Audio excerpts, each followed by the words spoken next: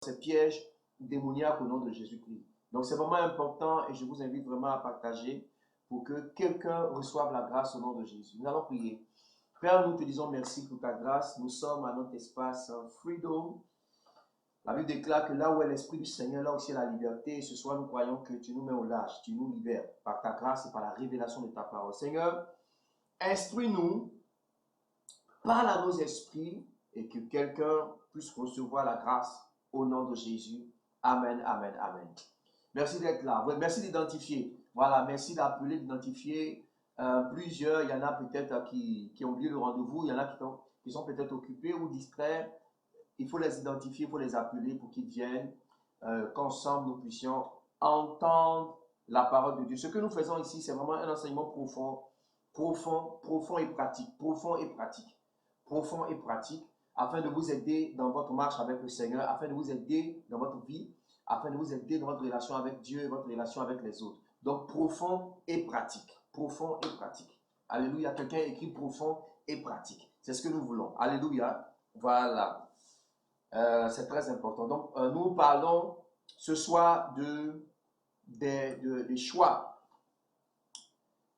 Le choix des connexions. Le choix des connexions. Le choix des connexions. Amen. Le choix des connexions. Alors, vous souvenez qu'on a parlé de la puissance du choix et depuis l'introduction, on a dit qu'il y a des choses qu'on ne choisit pas dans la vie. Amen. Il y a des choses qu'on ne choisit pas dans la vie. On ne choisit pas sa famille, on ne choisit pas ses parents. Amen. On ne choisit pas sa race, on ne choisit pas la couleur de sa peau, on ne choisit pas sa taille, on ne choisit pas la couleur de ses yeux. On est né avec ces choses et en tant qu'enfant de Dieu, nous devons considérer ces choses comme étant une bénédiction. Et David a pu dire, je te loue Seigneur de ce que je suis une créature si merveilleuse. Donc Dieu te voit comme une créature merveilleuse. Dieu aime ta taille, Dieu aime ton teint, Dieu aime ta race, Dieu aime la couleur de tes yeux. Dieu t'aime tel que tu es. Tu es un spécimen rare, spécial et unique sur la terre parce qu'il n'y a pas deux comme toi. C'est pour cela que tu es une créature merveilleuse aux yeux de Dieu. Quelqu'un me dit Amen. Alléluia. Et c'est vraiment important de le comprendre. Donc, c'est des choses qu'on ne choisit pas. Amen. Mais par contre, il y a des choses, il y a des dimensions que nous choisissons dans la vie et c'est cela qui est très important de comprendre. La pertinence de nos choix. Pourquoi? Parce que notre vie aujourd'hui est le résultat de nos choix d'hier et ce que nous allons vivre demain, ce sera la conséquence de nos choix d'aujourd'hui. Amen. Shalom. Shalom Olivier. Que Dieu vous bénisse. Amen. Donc c'est vraiment important de comprendre cet enseignement, de comprendre ce message. Et on a parlé donc de différentes dimensions. On a parlé donc du choix de la vie. C'est le choix le plus important où Dieu dit choisis la vie, le choix de Jésus qui détermine notre éternité. Là où nous passerons l'éternité, soit avec le Seigneur, soit à l'enfer. Vous voyez un peu, donc c'est le choix le plus important. Celui qui a le Fils a la vie, celui qui n'a pas le Fils n'a pas la vie. Donc c'est très important, le choix de la vie, le choix de notre destinée. Amen. Ensuite, on a parlé du choix du caractère.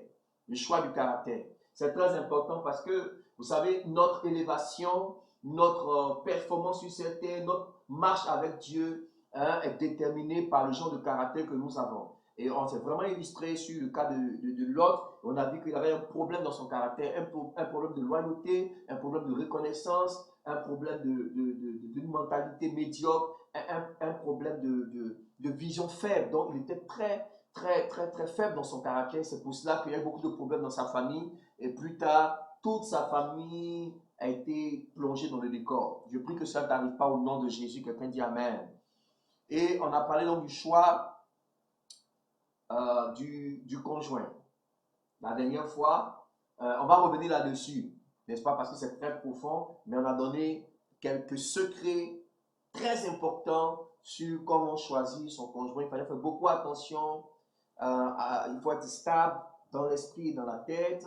Il faut comprendre même le but de Dieu pour le mariage. Il faut faire attention à la trop grande tendance de spiritualité en griffe qui veut que les gens reçoivent des révélations et des songes. Et on a vu que ça fait beaucoup de problèmes dans le corps de Christ. Donc on a parlé de ces choses.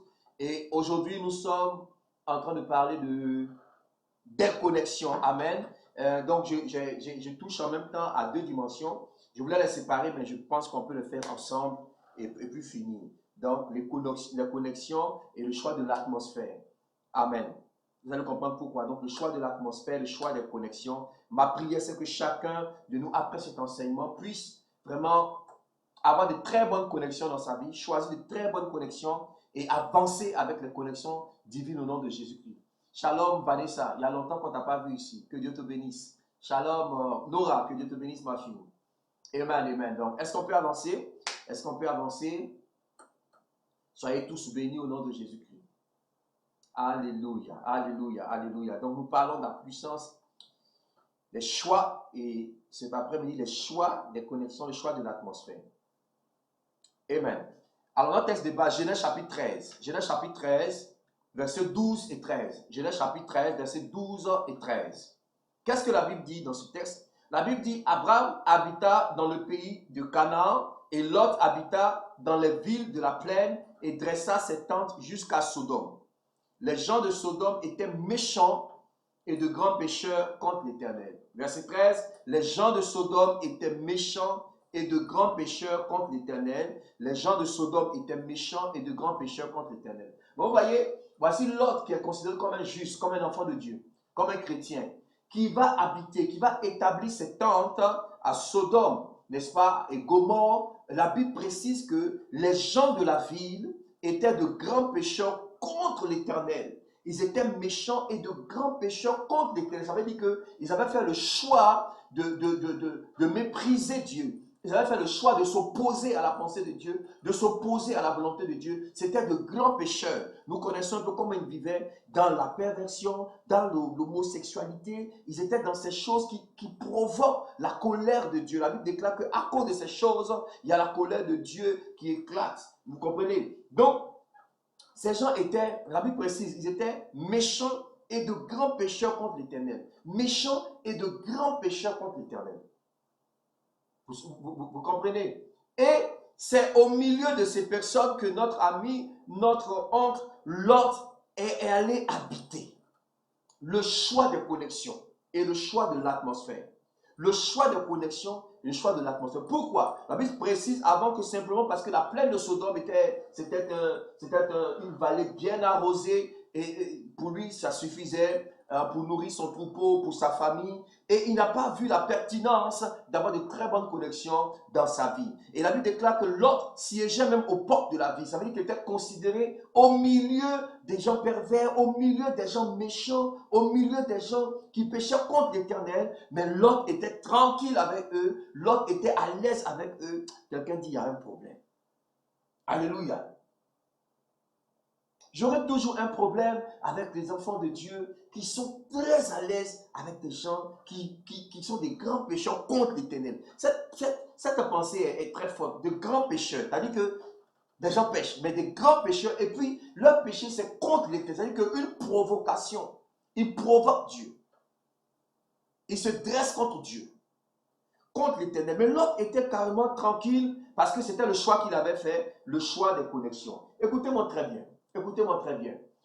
Vous avez le choix des personnes avec qui vous êtes, les personnes avec qui vous marchez, des personnes avec qui vous passez beaucoup plus de temps. Alléluia. J'aime à le dire. Le Seigneur nous a demandé d'aimer tout le monde, mais Dieu ne nous a pas dit de marcher avec tout le monde. Alléluia. Le Seigneur nous a dit d'aimer tout le monde. Il dit d'aimer même notre prochain, d'aimer même nos ennemis. Mais il n'a jamais ordonné que nous marchions avec tout le monde. Dieu n'a jamais dit ça. Alléluia. Donc il faut vraiment faire attention. Pourquoi je parle de cela? Parce qu'on doit comprendre que quoi? Chaque personne sur cette terre transporte une atmosphère. Oh my God. Toute personne sur cette terre bouge avec une atmosphère. Toute personne que vous rencontrez, quand vous rencontrez quelqu'un, vous rencontrez son atmosphère. Quand vous rencontrez un homme, vous rencontrez son atmosphère. Quand vous rencontrez une femme, vous rencontrez son atmosphère. En fait, vous devez réaliser que dans la dimension spirituelle, dans la dimension de l'esprit, rencontrer quelqu'un, c'est pas simplement dire, oh oui, mais il est gentil, il est cool et tout ça. Mais vous rencontrez en même temps l'atmosphère que cette personne transporte. Et c'est très important. Alléluia. Donc quand vous êtes avec une personne, quand vous vivez avec quelqu'un, quand vous marchez avec quelqu'un, comprenez aujourd'hui que vous êtes en contact direct avec l'atmosphère de cette personne. Alléluia. Vous êtes en contact avec l'atmosphère de cette personne. Et ce n'est pas simple. Alléluia. Ce n'est pas simple du tout, du tout, du tout, du tout.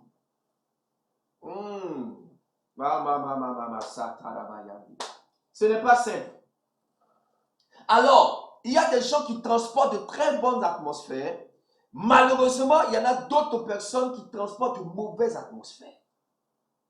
Vous allez même dans toutes les religions, on parle de spiritualité. Laissez-moi parler, par exemple, de l'aura de quelqu'un. On va parler de celui-là qui dégage de bonnes ondes. Ils ne comprennent pas très bien souvent, mais c'est ce qu'ils trouvent des mots pour expliquer. En fait, ce que nous pouvons expliquer clairement par la révélation de la parole. Nous comprenons que chaque personne sur cette terre transporte une atmosphère. Pourquoi? Parce que Dieu a créé l'homme, esprit, âme et corps. Alléluia. Donc quand vous rencontrez le corps de quelqu'un, mais ce n'est pas simplement son corps, il y a son âme, il y a ses émotions et il y a son esprit. C'est très important, il y a son esprit.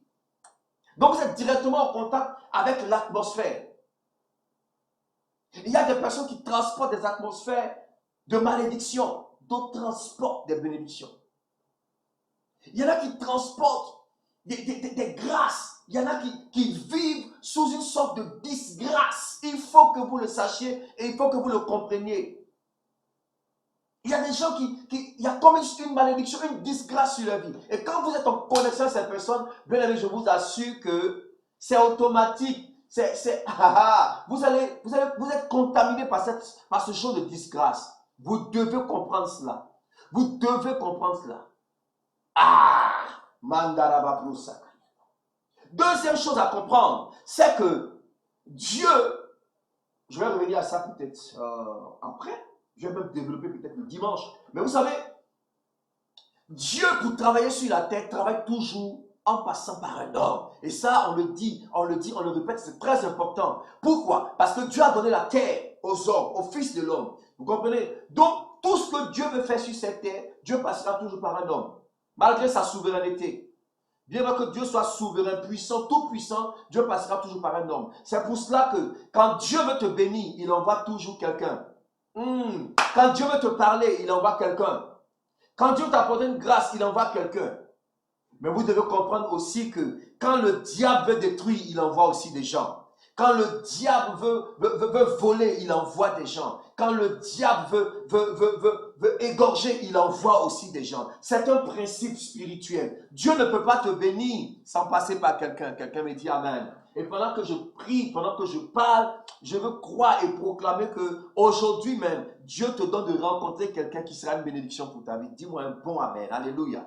Vous comprenez? Ça, c'est un principe. C'est comme ça que Dieu fait. Lisez un peu le livre des Juges. La Bible déclare que quand les enfants d'Israël péchaient contre Dieu, alors Dieu les livrait à leurs ennemis, ils étaient esclaves pendant un certain temps et ils criaient à Dieu, ils demandaient pardon à Dieu. Alors Dieu leur suscitait toujours un sauveur, Dieu leur suscitait un juge. Il a suscité Othniel, il a suscité Samson, il a suscité Gédéon, il a suscité Jephthé, et qui encore?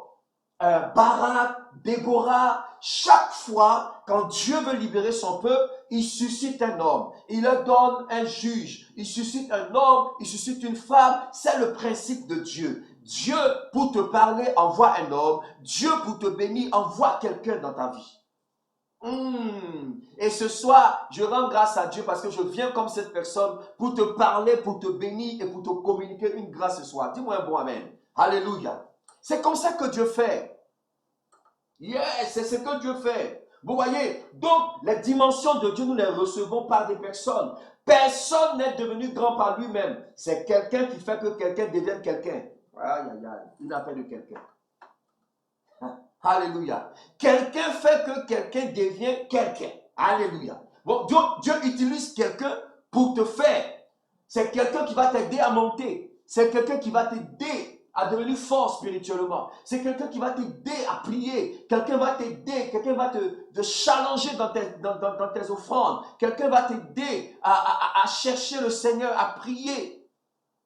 C'est comme ça. C'est pourquoi la Bible déclare dans l'Église que ceux qui sont forts aident les faibles. Vous comprenez? Donc, il y a cette interconnexion que nous avons en tant qu'enfants, en tant que corps de Christ, pour pouvoir nous aider les uns les autres. Vous comprenez un peu? Donc, c'est comme ça que Dieu travaille. Dieu envoie toujours quelqu'un. Quand Dieu veut donner la révélation, il envoie un prophète, il envoie un juge, il envoie un exécutant de sa parole pour te relever, pour te restaurer. C'est ce que Dieu fait et Dieu le fait tout le temps. Quelqu'un me dit Amen.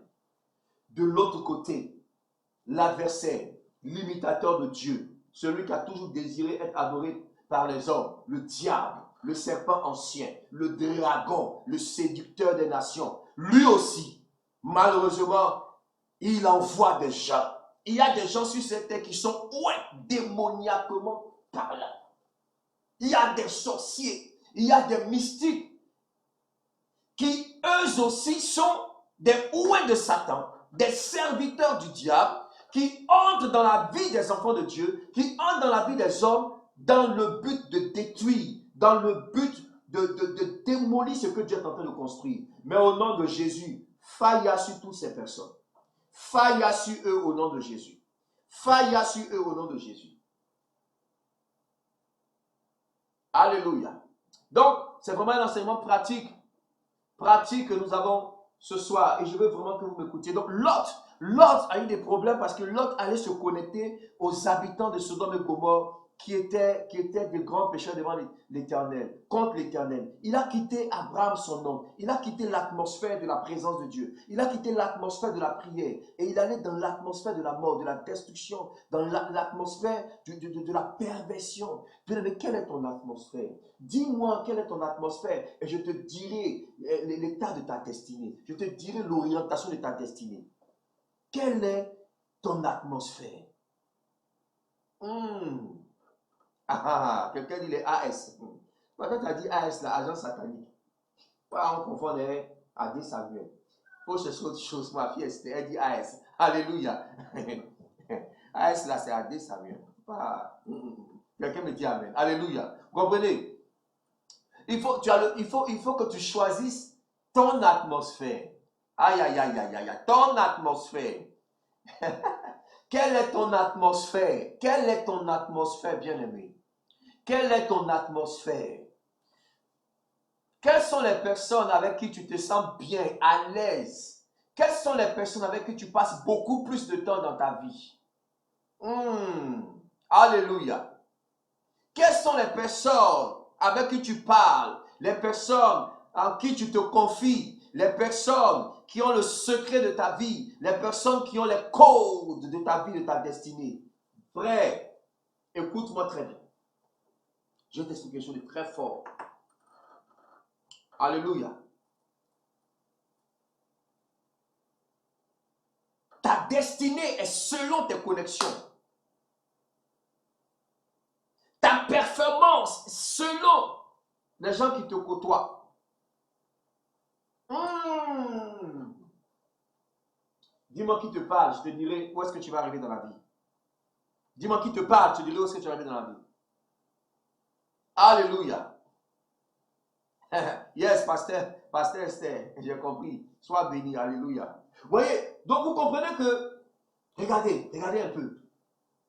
Quand on parle de connexion divine, selon 1 Corinthiens chapitre 3, oh j'aime ce texte, regardez un peu, puis après on va développer. 1 Corinthiens chapitre 3, regardez ce que Paul dit, chapitre 3, verset 5. Qu'est-ce donc qu'Apollos et qu'est-ce que Paul? Des serviteurs par le moyen desquels vous avez cru, selon que le Seigneur l'a donné à chacun. J'ai planté, Paul dit j'ai planté, Apollos a arrosé, mais Dieu a fait croître. J'ai planté, Apollos a arrosé et Dieu a fait croître. Les connexions divines dans votre destinée, les gens que Dieu envoie dans votre vie, ils vont prendre la forme de soit des Paul ou des Apollos. Je vais t'expliquer. Des Paul ou des Apollos. Les Paul, c'est des gens que Dieu envoie dans ta vie qui sèment des dimensions divines dans ta vie. Paul était un apôtre, il avait la grâce de la semence, c'était un semeur. Celui qui sème l'évangile, il sème la prière, il sème l'amour de Dieu, il sème le service de Dieu, il sème l'attachement à Dieu, il sème le fait de donner à Dieu. Il y a des gens que vous rencontrez dans votre vie et par cette rencontre, même une seule fois vous les rencontrez, mais ils sèment quelque chose de fort dans votre vie. Ils sèment une dimension de votre vie. Ils sèment l'amour de Dieu, ils sèment l'évangile. Ça, c'est les Paul. Oh, je prie que ce soir, tu rencontres des Paul au nom de Jésus. Dis-moi un amen fort. Quand tu rencontres des Paul, des sémeurs des choses divines, des sémeurs de la gloire divine. Alléluia. C'est des gens, quand tu les rencontres, soit tu donnes ta vie à Jésus, ou bien tu commences à comprendre l'importance de la prière. Tu commences à aimer la parole de Dieu. Leur seule présence apporte une semence de vie. Ça, c'est le Paul. Il plante quelque chose dans la vie. Donc, Dieu, quand Dieu travaille, Dieu va envoyer vers toi des Pauls, des gens qui peuvent planter des dimensions. Ils vont planter l'amour, par exemple, des affaires dans ta vie. Ils vont t'aider à faire des affaires. Ils vont t'aider à avoir un travail. Ils vont t'aider à commencer une entreprise. Ça, c'est les Pauls. C'est des gens qui plantent des choses dans ta vie. Des choses que toi, tu ne savais pas. Tu n'as même pas idée peut-être de ton potentiel. Mais quand tu les rencontres, ils peuvent te regarder. Ils peuvent te dire une parole. Et ils plantent quelque chose. Oh, que Dieu te donne de rencontrer des Pauls. Ils apportent une semence de vie. Ça peut être dans le domaine spirituel, comme dans le domaine même des affaires, du travail. C'est très important de rencontrer des Pauls. Quelqu'un me dit Amen. Quand tu rencontres des Pauls, alléluia. Maintenant, il y a des Apollos. Les Apollos sont aussi des connexions divines. Des gens que Dieu envoie dans ta vie. Eux, ils viennent arroser ce qui a déjà été semé dans ta vie. Ils viennent développer, ça c'est des arroseurs ou des développeurs. Vous savez, il y a des personnes qui ont la grâce de développer ce qui est dans ta vie sous la forme d'une semence. Parfois, tu as un potentiel et tu n'imagines même pas la dimension de ton potentiel. Mais les Apollos peuvent venir et t'aider à développer le potentiel dans ta vie. C'est les Apollos qui vont développer ta vie de prière, qui vont développer ton ministère, qui vont développer tes affaires, développer tes finances. Ils vont te donner des idées. C'est des gens qui ont la grâce de développer des choses. Et ils sont très importants dans la vie. Il faut que tu rencontres des Pauls et des Apollos. Quand tu rencontres des Pauls et des Apollos, des gens qui plantent des choses dans ta vie et d'autres qui développent ce qui a été planté dans ta vie. Des arroseurs, des développeurs. Et c'est ça les connexions. C'est ça, c'est par là qu'on pouvait reconnaître des bonnes connexions dans votre vie. Parce qu'après, on va faire une comparaison, n'est-ce pas, hein? Une analogie. Tu vas te donner les codes, tu vas reconnaître ce qui est bonne connexion, ce qui est mauvaise connexion. Voyez un peu, c'est très important, les pôles. Dans notre ministère, nous avons rencontré des pôles, des gens qui nous ont apporté l'évangile. Et on a accepté le Seigneur. Après ça, des gens qui nous ont appris le ministère, qui nous ont introduit dans le ministère. Ça, c'est les pôles. Alléluia. Des hommes de Dieu, des servants de Dieu qui nous ont appris le mystère de la prière. Ça, c'est des pôles. Mais parfois, c'est un certain parce que Paul, il était apôtre, il n'a pas le temps. Il met la semence et il part pour mettre une autre semence quelque part. C'est pourquoi Dieu envoie des Apollos. Les Apollos, maintenant, c'est les gens qui viennent, qui vont développer ce qui est déjà en toi. Qui vont arroser ce que Paul a semé. Et c'est important. Alléluia. Alors ce soir, je viens soit comme un Paul, soit comme un Apollos, mais que Dieu puisse t'arroser. Alors c'est le travail des Paul et des Apollos qui fait croître ta destinée. Docteur a parlé de la croissance la dernière fois, mais ça très fort. C'est les Paul et les Apollos qui donnent à ta destinée de la croissance, de la puissance, de la force, de l'affermissement. Tu ne peux pas être affermi si tu ne rencontres pas de Paul, si tu ne rencontres pas d'Apollos. Tu as besoin de Paul et d'Apollos, pour que ta destinée soit glorieuse. Quelqu'un dit Amen. Alléluia. Quelqu'un est avec moi? Somebody with me. Mandara mabrusa ya diribu sakayana. Radarababrusa.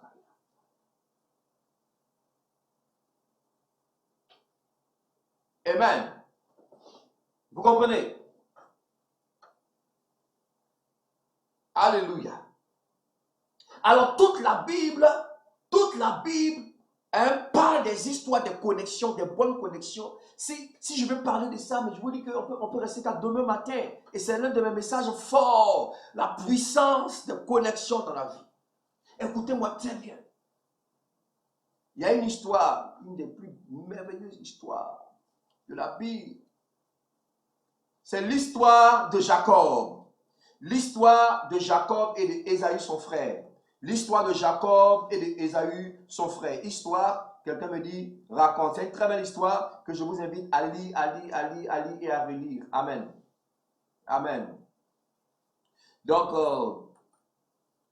vous connaissez déjà l'histoire dans Genèse chapitre 27, comment Jacob a volé la bénédiction de son frère Ésaü, c'était des jumeaux. Et Ésaü était l'aîné, il est sorti le premier, et c'est lui qui devait recevoir la bénédiction. Jacob a volé la bénédiction, vous connaissez l'histoire. Amen.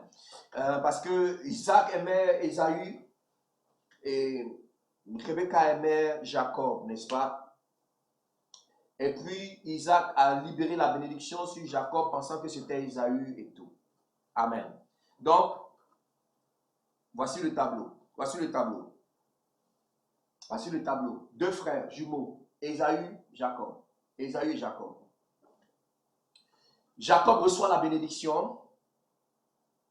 Ésaü reçoit la malédiction. Jacob reçoit la bénédiction. Ésaü, la malédiction. Ce que je suis en train de vous dire, c'est quelque chose de très fort. Écoutez-moi très bien. Et Rebecca va dire à Jacob, va chez mon oncle, chez mon frère Laban, qui est ton oncle.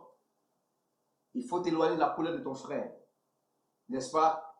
Donc, Jacob qui a été béni prend la direction de la maison de Laban. Ésaü qui est maudit va prendre aussi sa direction. Qu'est-ce que je vais te dire? Écoute-moi très bien. Je vais te démontrer que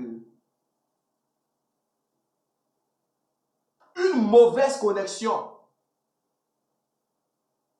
peut court-circuiter la bénédiction sur ta vie. Une mauvaise connexion peut court-circuiter la bénédiction qui est sur toi. C'est-à-dire que tu es béni. Dieu t'a réellement béni. Mais si cette bénédiction-là, n'est-ce pas, sur ta vie là, tu es entouré de mauvaises connexions, je peux t'assurer que pendant longtemps, tu ne verras même pas cette bénédiction se manifester. Je vais te le prouver. Mais en même temps, je veux aussi te dire que une bonne connexion peut annuler la malédiction sur la vie de quelqu'un. Une bonne connexion peut annuler la malédiction sur la vie de quelqu'un. C'est ce que je vais te démontrer. Donc, une mauvaise connexion peut court-circuiter la bénédiction sur la vie de quelqu'un, mais une bonne connexion peut annuler aussi la malédiction sur la vie de quelqu'un. Et c'est ce qui s'est passé dans la vie de Ésaü et de Jacob. Si tu me dis l'histoire, je vais t'expliquer. Yes. Ok. Écoute-moi bien. Ouh, Mandala Mabra, Seigneur, j'aime ta parole. C'est très profond. Dieu va nous aider. Vous savez, le problème n'est pas d'être béni dans la vie. Le problème, c'est quand vous êtes béni, quelle sera votre orientation? L'orientation après la bénédiction. Seigneur, je veux être béni, je veux avoir l'argent. Dieu peut donner beaucoup d'argent aujourd'hui. Mais quand tu auras l'argent, quelle sera ton orientation? Ah, Seigneur, il faut que je me marie. Oui, Dieu va te bénir, tu vas te marier. Mais quand tu vas te marier, là, quelle sera ton orientation? Seigneur, j'ai besoin, il faut que je voyage. Dieu est capable. Dieu a ouvert la porte, tu vas voyager. Mais quand tu vas voyager, là, tu vas aller où? Quelle sera ton orientation? Jacob a été béni par son père, mais il a pris la mauvaise orientation. Il est allé chez Laban. Lisez bien l'histoire. Laban, c'était un sorcier. Laban était un idolâtre. Laban était quelqu'un qui avait la dimension d'entrer dans le spirituel et de comment je vais dire, manipuler, c'est le mot que je cherchais, manipuler l'étoile des autres. Pourquoi? Parce qu'il a même dit à Jacob que j'ai reçu par divination que l'Éternel m'a béni à cause de toi. Il dit, j'ai vu dans la divination. Ouais, il pratiquait la divination. Donc là-bas, il était un sorcier. Hein? J'aurai le temps un jour peut-être de développer ça. Mais là-bas, il était un sorcier. Donc, vous voyez quelqu'un qui est béni, qui va demeurer dans la maison d'un sorcier. Quelqu'un qui est béni, qui va habiter chez un sorcier. Ça s'appelle Laban. Jacob le béni va chez un sorcier qui s'appelle Laban. Et puis Ésaü. Sur ce coup-là, j'ai apprécié Ésaü. Sur ce coup, j'ai apprécié Ésaü. Ésaü a réfléchi. Ésaü dit, ah, mon père m'a maudit. Je fais comment? Vous êtes dans le spirituel, si vous avez été maudit par quelqu'un, vous devez rencontrer quelqu'un dont l'onction, dont le manteau est supérieur ou égal au manteau de celui qui vous a maudit. C'est un principe spirituel. Alléluia, c'est un principe spirituel. Donc, le manteau supérieur, c'était le manteau d'Abraham, mais Abraham était déjà mort. Ésaü a réfléchi, la seule personne qui avait quand même la capacité de l'aider, c'était son oncle Ismaël, le grand frère de son père. Le grand frère de son père Isaac, Ismaël. La Bible dit que Ésaü alla habiter dans les tentes d'Ismaël. Il allait chez Ismaël. Donc regardez les deux directions. Hein. Il y a un qui est béni, Jacob, il prend la direction de Laban, qui est un sorcier. Ésaü, qui est maudit, il prend la direction d'Ismaël. Qui est Ismaël? Ismaël est le premier fils d'Abraham. Ismaël n'a pas été choisi par Dieu pour la bénédiction messianique. C'est-à-dire que le Messie ne viendra pas par lui. Mais vous, quand vous lisez, vous voyez que Dieu a béni Ismaël. Dieu a dit que Ismaël sera grand et puissant. Des nations sortiront de lui. Pourquoi? Parce qu'il est fils d'Abraham. Donc, en tant que fils d'Abraham, dans l'alliance abrahamique, Ismaël a reçu aussi la bénédiction. Il n'avait pas la bénédiction messianique, mais il avait quand même la bénédiction de la terre. Et aujourd'hui, on voit que même les fils d'Ismaël sont les plus puissants dans le monde, sont les plus riches. C'est depuis Abraham qu'ils ont reçu cette bénédiction. Les Ismaélites, les Arabes. Quelqu'un me dit Amen. Vous voyez? Donc, Ismaël était fort. Ismaël était fort. Et vous voyez que Ésaü est allé chez Ismaël. Pendant que Jacob est allé chez Laban. Ah, bien aimé, quand Dieu te bénit, tu vas où? Alléluia. J'imagine, hein, quand je projette mon esprit dans cette histoire, quand Ésaü arrive chez Ismaël, il dit, tonton, j'ai mal. Tonton, j'ai mal au cœur. Il dit, qu'est-ce qui s'est passé? Il dit, mon frère m'a volé ma bénédiction. C'est moi qui étais supposé être béni. C'est moi qui devais recevoir la grâce. Et mon frère Jacob a usurpé ma bénédiction. Il a volé ma bénédiction. Il est parti avec ma bénédiction. Et moi, je suis maudit. Il a commencé à pleurer. Il dit, tonton, je fais comment? Ismaël a souri. Ismaël a regardé Ésaü, il dit, assieds-toi mon neveu, assieds-toi mon petit. Je vais te parler de quelque chose. Il dit, quoi tonton? Il dit, est-ce que tu sais que ce que tu vis en ce moment, je l'ai vécu. Oh my God. Écoute-moi bien. Dans la vie, c'est important de rencontrer des gens qui ont une certaine expérience qui peuvent aider ta destinée. Ce que Ésaü a vécu, Ismaël avait vécu. Ismaël lui a dit, mais toi-même c'est ton frère jumeau, vous êtes le même jour. Mais moi, j'avais au moins 13 ans, voire 17 ans. Quand ton père est né, Isaac, tout le monde portait le regard sur moi.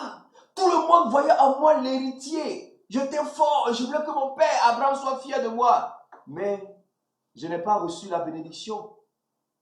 Le choix s'est porté sur ton père Isaac. J'ai été frustré. J'ai été rejeté. Ésaü a regardé Ismaël. Il dit, hé tonton, donc tu peux comprendre ce que je vis en ce moment. Il dit, oui, je comprends bien. Toi-même, c'est ton frère. Moi, c'était mon petit frère. Il y a arrière. Il a pris ma bénédiction. Histoire. Il a pris ma bénédiction. Il a pris ma bénédiction. Alors Ismaël lui a dit, oui, je comprends ta frustration, mais écoute-moi très bien, parce que il y a un moyen de te dégager de la malédiction. Il y a un moyen de sortir de la malédiction. Il y a un moyen pour toi d'être plus fort et même plus fort que ton frère. Et Ésaü dit, c'est pas possible, tonton. C'est pas possible parce que j'ai la malédiction. Papa a béni Jacob. Il dit, écoute-moi, petit, je suis le grand frère de ton père. Je veux que tu rencontres des gens qui ont l'expérience. Il dit, regarde autour de moi, qu'est-ce que tu vois? Il dit, mais je vois l'abondance, je vois la richesse, je vois que tu as tout, tu as une armée, tu as des troupeaux. Mais pourtant, tu n'as pas été béni par grand-père Abraham. Il dit, oui, j'ai été béni quelque part. J'ai passé ma douleur et j'ai compris que c'était le plan de l'Éternel. Et même si je n'ai pas reçu la bénédiction messianique, mais j'ai aussi ma bénédiction, j'ai ma part. Et j'ai compris qu'en errant sur les montagnes, par mon arc, avec mon arc et mon épée, je pouvais devenir fort. Il y a un moyen pour toi de devenir fort, fils. Écoute-moi. Donc, c'est Ismaël qui a coaché Esaü.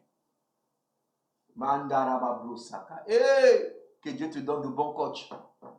Que l'Éternel te donne de bons coachs, bien-aimés. Ismaël a coaché Esaü.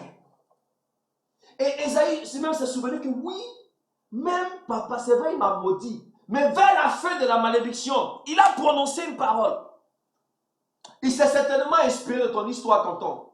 Dans Genèse chapitre 27, verset 40, il dit, tu vivras de ton épée et tu seras asservi à ton frère. Mais, il y a une porte, il y a une fenêtre quelque part, on peut s'en sortir. Mais, en errant librement ça et là, tu briseras son joug de dessus ton cou. Oh! Oh! Oh! Oh! Est-ce que quelqu'un comprend ma parole? Année après année, Esaü est rentré dans le coaching d'Ismaël et il a commencé à se battre, il a commencé à lutter. Des années passèrent. Histoire. J'aime trop l'histoire de la Bible. Et pendant que Esaü était en train de développer par la grâce d'Ismaël qui était sur sa vie.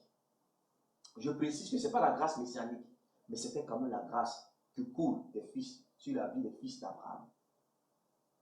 Pendant ce temps, Jacob le béni était chez Laban, un sorcier. Mes amis, pendant des années, 5 ans, 10 ans, 15 ans, 20 ans, Jacob est en train de souffrir. Laban a manipulé Jacob. Il a manipulé. Il lui a imposé ses 2 filles alors qu'il voulait une seule.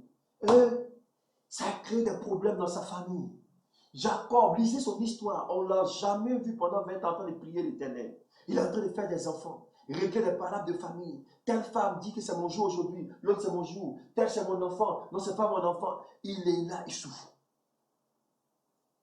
Il dit, la journée, il est sous le soleil du désert. La nuit, dans le froid, dans le désert. Laban l'a maltraité, Laban l'a exploité, Laban s'est enrichi sur le dos de Jacob, jusqu'à l'année où Joseph est né.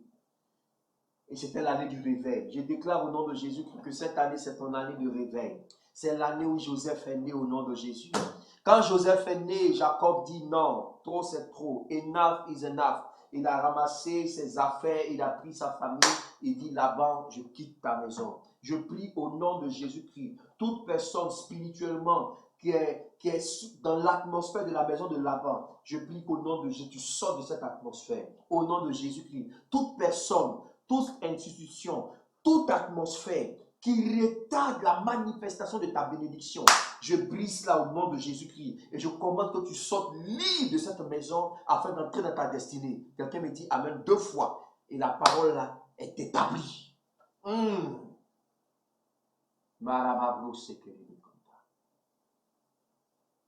Yes, mon fils Pédère, tu vois? Donc le béni, Jacob le béni est dans la maison du sorcier, Esaü le maudit est dans la maison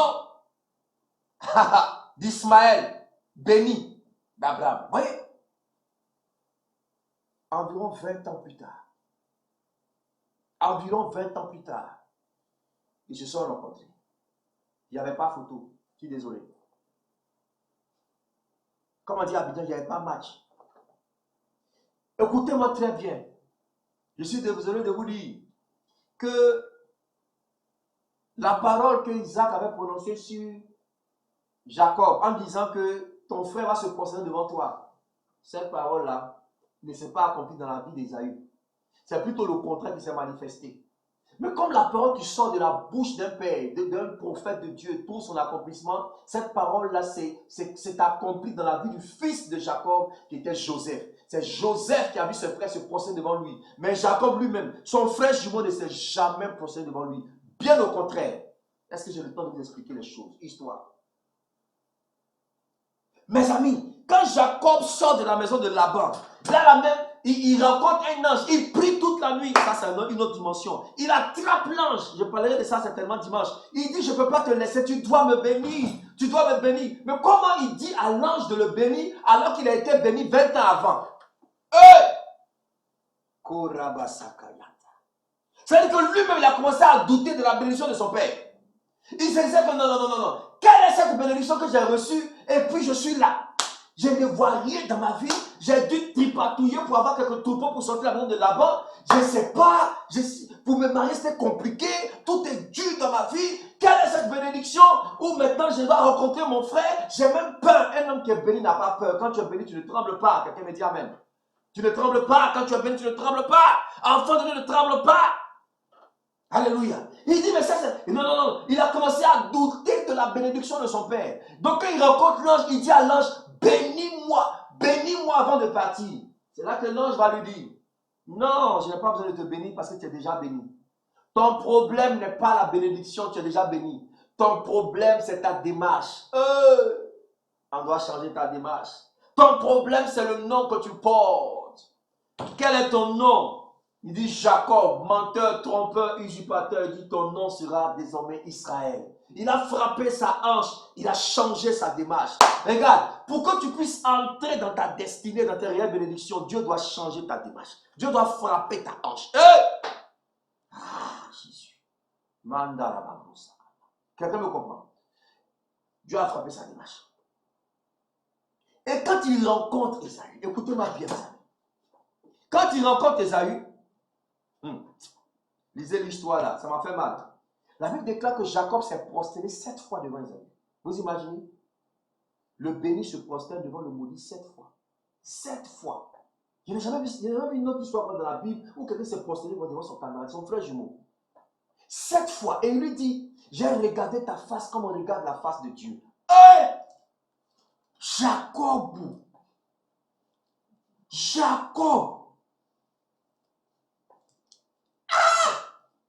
Qu'est-ce qui s'est passé? Il dit, j'ai regardé ta face comme on regarde la face de Dieu.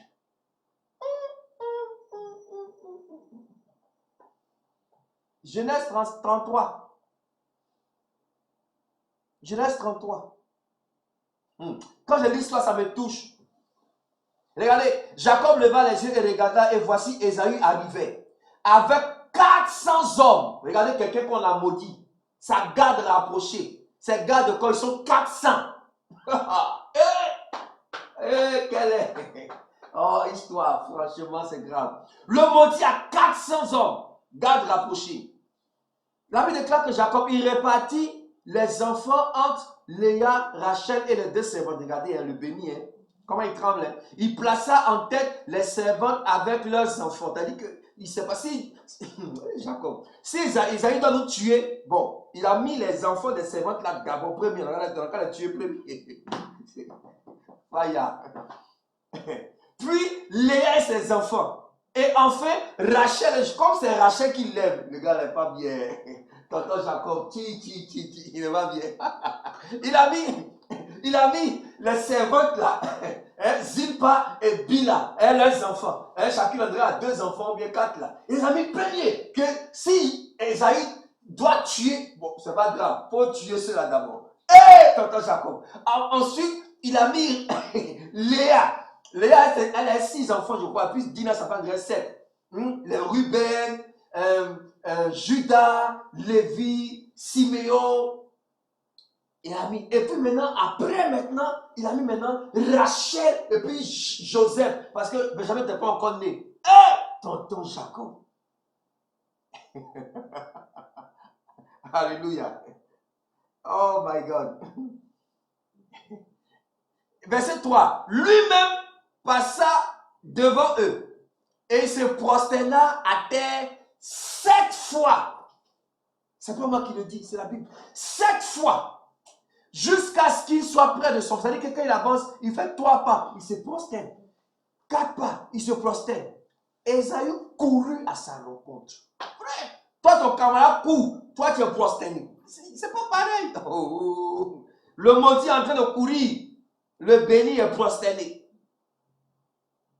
Heureusement, il a prié la nuit là. Esaü courut à sa rencontre et l'embrassa. Se jeta à son cou. Il l'embrassa et il pleurait.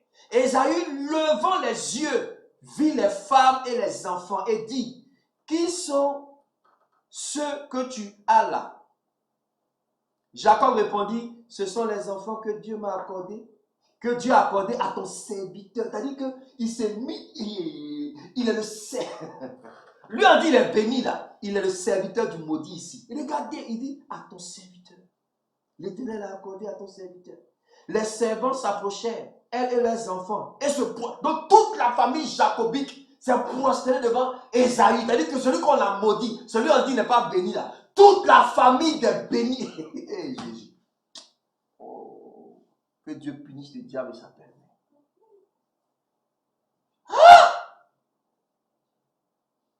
Toute la famille bénie s'est prosternée devant Ésaü. Ésaü dit, regardez maintenant, regardez un peu, pardonnez-moi, regardez maintenant la foutaise, regardez la foutaise, regardez la foutaise. Il dit, à quoi destines-tu tout ce camp que j'ai rencontré? Et Jacob répondit, à trouver grâce aux yeux de mon Seigneur. Son frère jumeau, hein? À trouver grâce aux yeux de mon Seigneur. Ésaü dit, regardez la foutaise. Je suis dans l'abondance, mon frère. Garde ce qui est à toi. Je suis dans l'abondance, mon frère. Garde ce qui est à toi. Ça, c'est un haut niveau d'abondance, de réussite et de prospérité. Où tu dis, ce n'est pas la peine. Je suis, celui qu'on a maudit est dans l'abondance. Et il dit, ça c'est quoi? Ces miettes de troupeau là, ça c'est quoi? Il faut garder. Et Jacob répondit, non, je te prie, si j'ai trouvé grâce à tes yeux, accepte de ma main mon présent, car c'est pour cela que j'ai regardé ta face comme on regarde la face de Dieu. Et tu m'as accueilli favorablement.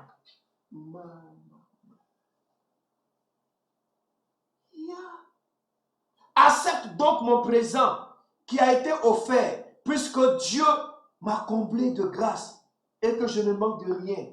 Il insista auprès de lui et Ésaü accepta. My God. Est-ce que vous comprenez un peu? Est-ce que vous comprenez le haut niveau d'abondance? Il dit, Ésaü dit, partons, mettons-nous en route, j'irai devant toi. Jacob répondit, il a peur. Il dit, mon Seigneur sait que les enfants sont délicats et que j'ai des brebis et des vaches qui allaitent. Si l'on forçait leur marche un seul jour, tout le peuple périrait. Que mon Seigneur prenne les devants sur son serviteur. Et moi, je suivais lentement. C'est-à-dire que le béni est lent. C'est-à-dire que moi, quand vous êtes... Ah, frère. Il y a une lenteur là. Faya au nom de Jésus. Au pas du troupeau qui me précédera et au pas des enfants, jusqu'à ce que j'arrive chez mon Seigneur à Séir. Ésaïe dit, je veux au moins laisser avec toi une partie de mes gens. Vous voyez comment le gars est fort. Et le gars, il sait. Et Jacob répondit, pourquoi cela? Que je trouve seulement grâce aux yeux de mon Seigneur. Le même jour, Ésaü prit le chemin de Séir. Jacob partit pour Sukkot. Il bâtit une maison pour lui. Il fit des cabanes. T'as dit qu'André même, il a fui même. T'as dit, il a dit à son frère, allons-y, il était rejoint, hein. Il va chez toi à Séir. Il dit, bon, il te laisse une escorte pour t'accompagner. Il dit, non, allez. Qu'ils sont partis. Prochain carrefour, il est rentré. Parce qu'il est peur un peu. Hey, quelqu'un dit, Jacob. Hey, Jacob. Vous voyez un peu ce que je suis en train de vous dire. En fait, j'ai ri, mais je veux faire comprendre que, en fait, Jacob a eu du retard dans sa vie. Jacob a eu de la lenteur dans sa vie parce qu'il était mal connecté. Parce qu'il était connecté à Laban. Vous voyez, il a eu de la lenteur dans sa vie. Et Ésaü, son frère, a eu une accélération dans sa vie parce qu'il était bien connecté.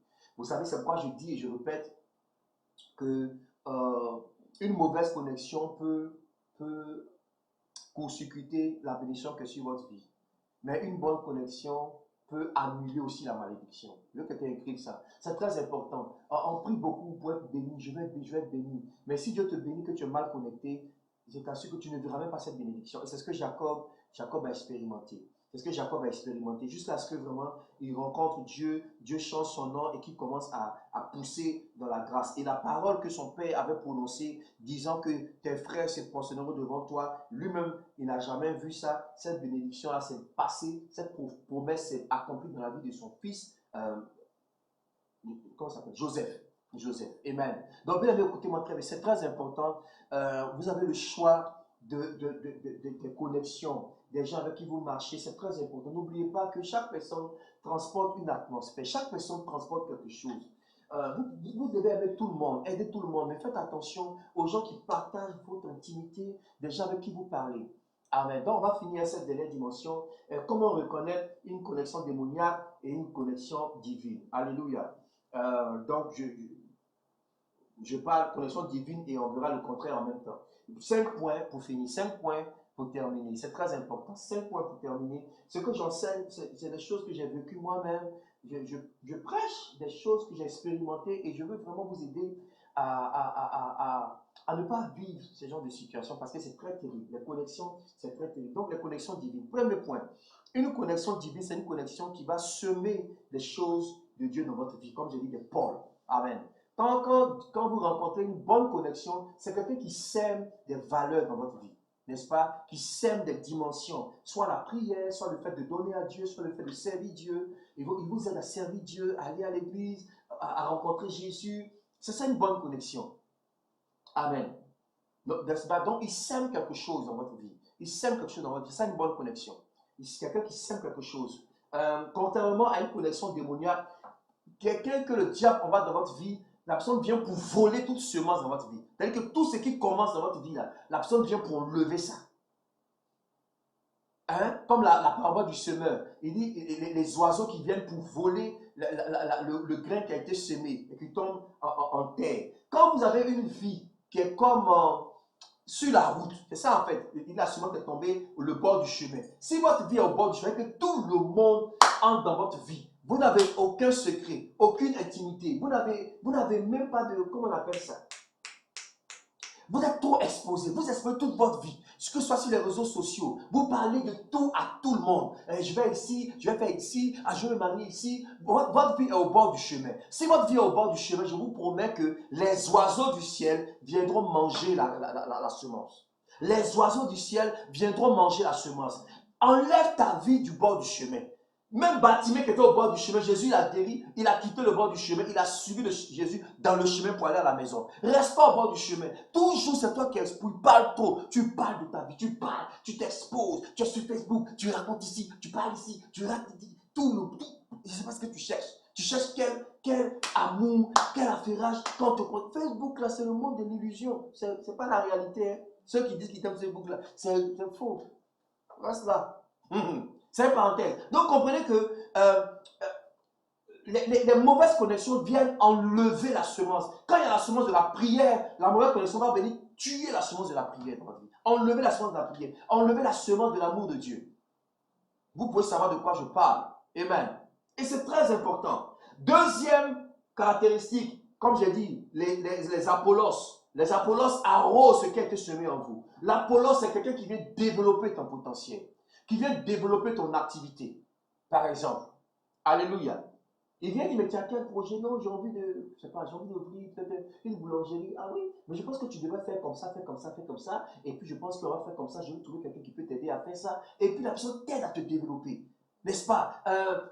Comment je dis? Jéthro était un Apollos pour Moïse. Moïse avait la semence du ministère, il était prophète, Dieu lui parlait. Il exerçait le ministère. Mais quand il rencontre Jéthro, il dit non, c'est que ta manière de faire n'est pas intéressante, tu vas te fatiguer. Il faut établir des gens qui vont s'occuper du peuple à un certain niveau, jusqu'à ce que ça monte vers toi. Ça, c'est quelqu'un qui vient pour développer ton ministère. Jéthro a été un Apollos pour Moïse. Amen. Voyez un peu. Donc, c'est très important. Une bonne connexion, c'est quelqu'un qui vient développer ta vie de prière, qui vient développer ton amour pour la parole de Dieu, qui vient développer ton amour pour l'intimité, ta consécration. Toute personne qui t'aide à développer, c'est une bonne connexion, que tu dois aimer, que tu dois respecter, que tu dois valoriser. Quelqu'un qui t'aide à servir Dieu. Quand tu n'es pas à l'église, t'appelle. Pourquoi? Lève-toi, va à l'église. Va prier, tu dois prier le Seigneur. Ça, c'est un Apollos, c'est un développeur et c'est une connexion que tu dois valoriser.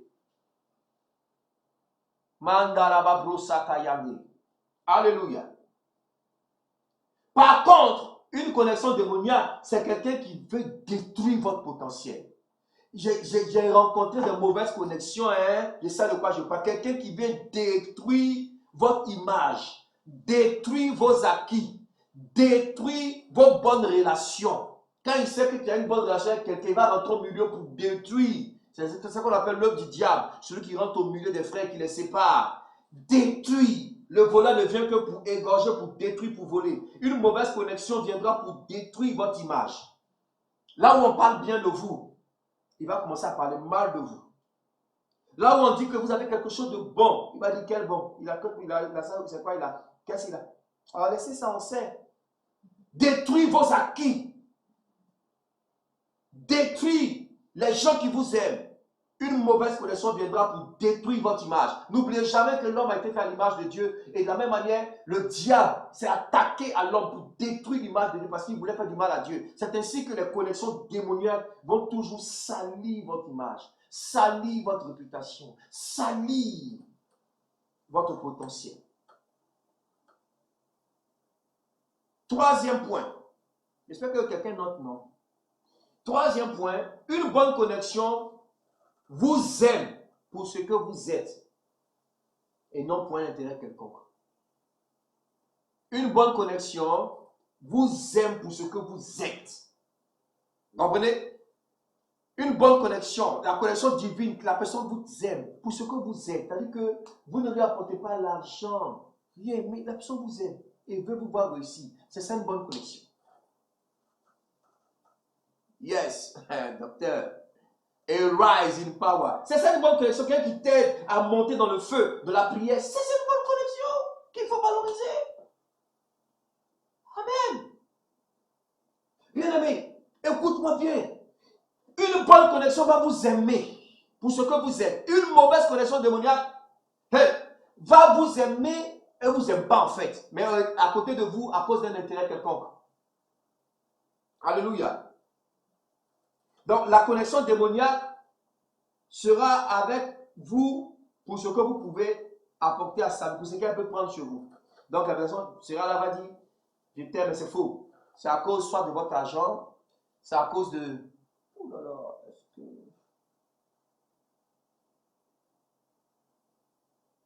Il y a un petit bug. Oh là là, c'est moi ici. Sur vous, ça passe toujours. D'accord. Donc, suivons ensemble, si ça passe, vous me faites signe, s'il y a un truc. Donc, une mauvaise connexion, pour un intérêt quelconque, pour ce qu'elle peut prendre dans votre vie. N'est-ce pas? Une position, de l'argent, une renommée. Donc, les gens sont autour de vous, pas parce qu'ils vous aiment, mais ils sont là à cause de ce qu'ils peuvent prendre chez vous. Et c'est important. Amen. Quatrième point, une connexion divine, c'est une connexion qui vous protège. C'est une connexion qui vous protège. Vous protège. Ça veut dire que c'est quelqu'un qui vous dit la vérité, qui vous passe sur la vérité. Quand la personne est en face de vous, mais elle vous défendra toujours en votre absence. C'est ça une bonne connexion. Quelqu'un qui va te défendre toujours en ton absence, mais qui pourra te dire la vérité. Ça, tu n'as pas bien fait. Ça, je pense que tu aurais dû faire comme ça. Ça, je pense que tu n'aurais pas dû. Mais en ton absence, la personne te défendra toujours. Voilà. Alors, donc, nous sommes dit que une bonne connexion, une connexion divine, c'est quelqu'un qui vous aime pour ce que vous êtes. D'abord, il aime votre personne. Il n'aime pas, c'est pas aujourd'hui dans le monde, là, c'est les intérêts, hein. C'est les intérêts partout dans le monde, que ce soit dans la politique, dans les affaires, c'est les intérêts. Qu'est-ce que tu m'apportes? Si tu m'apportes rien, je ne fais rien avec toi, n'est-ce pas? Mais quand Dieu envoie une connexion dans votre vie, c'est quelqu'un qui, parfois vous êtes étonné de savoir qu'il y a quelqu'un qui vous aime, vous ne lui donnez rien, vous n'avez rien fait, la personne vous aime et la personne parle bien de vous, vous protège. Ça, c'est une connexion divine. Ça, c'est une connexion divine. Amen. Donc, une connexion divine, c'est quelqu'un qui vous aime pour ce que vous êtes, pas pour ce que vous apportez. Mais une connexion démoniaque, les gens sont autour de vous pour ce que vous avez. Ce qu'ils peuvent prendre en vous. Ils peuvent prendre une position, ils peuvent prendre l'argent, ils peuvent prendre beaucoup de choses. C'est ça qu'ils vont prendre, c'est ce qui les intéresse. Et vous devez faire attention à ces choses. Amen. Quatrième point. Une connexion démoniaque va vous flatter en votre présence. Et quand vous n'êtes pas là, la personne vous expose, va vous exposer devant vos adversaires, vos ennemis, la place publique. Mais quand vous êtes là, oh, tu es le meilleur, tu es la meilleure. Oh, papa, je t'aime tellement, daddy, toi tu es mon daddy. Mais je vous dis, ce que la personne dit de vous dehors, vous serez choqués et surpris. Toi, tu es ma soeur, je t'aime trop, ma soeur, je t'aime. Hey, j'aime ton style, j'aime ton genre. Dès que vous tournez le dos, regardez, c'est là. Mauvaise femme comme ça. Il y a des gens comme ça, d'une hypocrisie, mais vraiment, qui sortent de l'enfer, quoi. Et on voit ça d'une hypocrisie infernale. D'une hypocrisie infernale. Ah! Il vous flatte. Le diable, c'est un flatteur. On dit que l'antichrist, il va séduire le peuple par des flatteries. Il séduira le peuple par des flatteries. Alléluia. Voyez un peu. Donc faites attention aux gens qui vous flattent, des gens qui parlent, wow, mais non, j'ai vu ça. Ils vont vous détruire par derrière. Qui disent, je t'aime, tu es mon frère, tu es ma soeur, tu sais vraiment que je porte des grands sentiments dans mon cœur pour toi. Hé, c'est de la flatterie. Merci d'écrire ça. Hypocrisie infernale.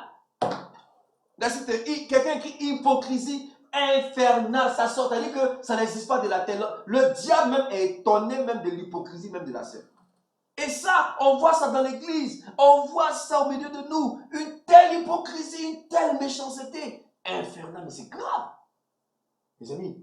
Donc, c'est ça une mauvaise connexion. C'est quelqu'un qui va vous exposer dehors. Quelqu'un qui va parler mal de vous. Mais devant vous, tu es mon frère. Oh, je t'aime tellement. Mais ce n'est pas vrai. Une bonne connexion divine, c'est quelqu'un qui, en votre absence, va vous protéger, va vous défendre. Jonathan a été une très bonne connexion pour David. Vous voyez un peu? Jonathan aimait David pour ce qu'il était, c'est tout. David était un berger, Jonathan était un prince. David n'avait pas d'argent. Qui le connaissait? On ne connaissait même pas son père. Mais Jonathan l'aimait. David déclare qu'il l'aimait comme son âme. Il prenait la défense de David quand David n'était pas là. Saül disait, il faut qu'on tue le fils d'Isaïe parce qu'il n'est pas bon. Jonathan dit, mais qu'est-ce qu'il a fait? Il s'est dressé contre son père pour David. Voici une bonne connexion. Il a défendu David contre son père. Son père même dit, mais quel enfant toi tu es? Ne sais-tu pas qu'il va prendre ta place? Il dit, non, je n'ai pas besoin de ça. C'est ça une bonne connexion. C'est lui qui vous protège en votre absence. Mais toi, tu dis que tu m'aimes. Mais quand on parle mal de moi, tu mets ta bouche, mais tu te tais. Quelqu'un est venu me dire un jour que vraiment tu fais attention à telle personne là. Hein.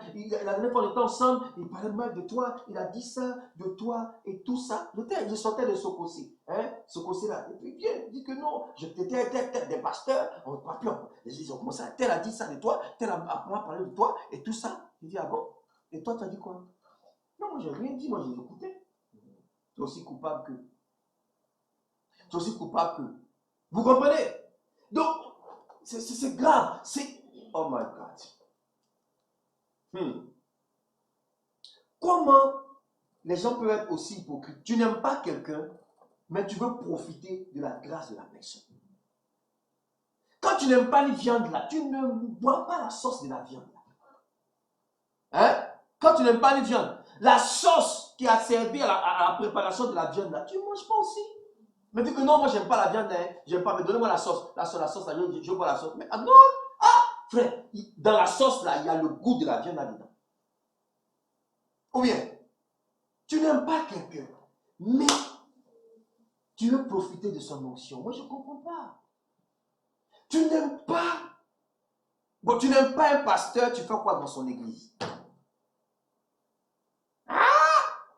Tu n'aimes pas quelqu'un, tu fais quoi dans son entreprise? Alléluia. Tu n'aimes pas un homme, mais tu veux l'argent de l'homme là. C'est quelle sorcellerie? C'est quelle sorcellerie? Jonathan était une très bonne connexion pour David. Il a défendu en son absence. Yes. Le message est déjà passé. Dernier point, dernière caractéristique, c'est qu'une bonne connexion sera toujours prête à s'effacer pour vous, pour que vous soyez vus.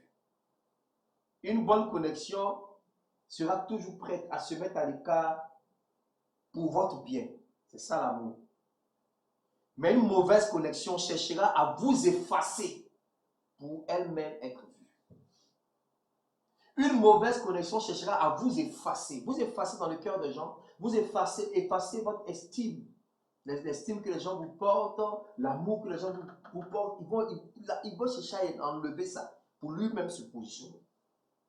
Vous voyez, Jonathan a été prêt à s'effacer. Jonathan, j'aime tellement son esprit.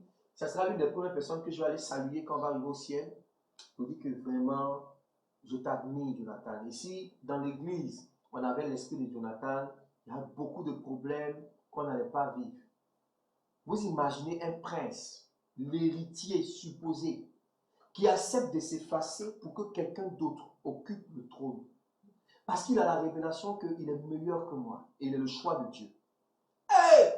Qui peut accepter ça ici, encore dans ce monde, dans l'église, en Afrique? Pourquoi lui et pas moi? Pourquoi c'est elle qui doit chanter et pas moi? Pourquoi c'est lui qui doit prêcher et pas moi? Mais pourquoi c'est lui qui doit acheter la voiture et pas moi? On va le tuer pour ça. Pourquoi? Jonathan a accepté de s'effacer. Et ça, c'est la grandeur. Vous voyez, quand vous rencontrez quelqu'un comme ça, c'est quelqu'un qui a atteint le haut niveau de maturité. Être prêt à s'effacer, à ne même pas qu'on le voit, pour qu'on voit l'autre. Jean-Baptiste a accepté de s'effacer pour qu'on voit Jésus. Il dit, je ne suis pas digne de délier la courroie de ses sandales. Ses disciples disent, mais Seigneur, tu as vu celui que tu as baptisé là, mais tout le monde va à lui. Hein? Les gens ils vont quitter l'église pour aller chez lui. Il dit, mais je vous ai dit que c'est lui qui est l'époux. Moi, je suis l'ami de l'époux. Moi, je suis l'ami de l'époux. Il faut que lui croie ce que moi je diminue. Ça, là, cet esprit-là est rare aujourd'hui dans l'église. Même parmi les évangéliques charismatiques que nous sommes, où nous prions, nous chantons, nous déclarons, mais on n'est pas prêt. Pourquoi? Pourquoi? La haute sorcellerie. La haute sorcellerie. M'effacer pour que l'autre soit vu. Quand vous rencontrez quelqu'un comme ça, c'est une bonne connexion, vous devez aimer cette personne. Cette humilité-là, que Dieu puisse nous l'apporter. Amen. Donc, nous allons finir. Merci pour votre persévérance. Encore désolé pour le coupure, mais on tient bon. Une bonne connexion divine, c'est quelqu'un qui sème, c'est un pôle dans votre vie qui sème des valeurs, qui sème des dimensions. Deuxième, quelqu'un qui arrose les dimensions de votre vie, qui vous aide à vous développer et spirituellement, et financièrement, et matériellement, et socialement. Quelqu'un qui développe votre intelligence, qui développe votre potentiel, c'est une bonne connexion. Quelqu'un qui vous aime pour ce que vous êtes. Pour ce que vous êtes, c'est important, ce que vous êtes. Quelqu'un qui sait vous parler pour que, en secret, pour que vous puissiez changer, et en même temps qui sait vous protéger, n'est-ce pas, du public, protéger des autres. C'est une bonne connexion. Et cinquième point, quelqu'un qui est prêt à s'effacer pour vous, quelqu'un qui est prêt à descendre pour vous faire monter, quelqu'un qui est prêt à vous élever. C'est une bonne connexion. Par contre, si vous regardez quelqu'un qui est toujours en train de critiquer, il cherche à voler la semence en vous, ensuite détruire votre image, détruire votre potentiel, détruire vos acquis, détruire vos bonnes relations.